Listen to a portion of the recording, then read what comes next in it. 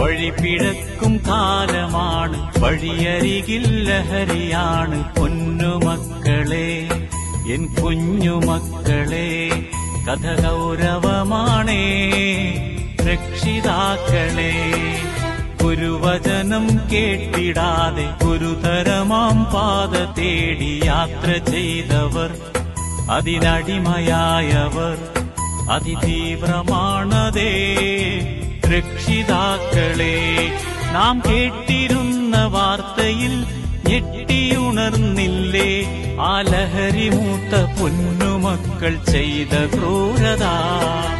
എവിടെയെത്തി നാം എന്നോർത്തിരുന്നു ഞാൻ.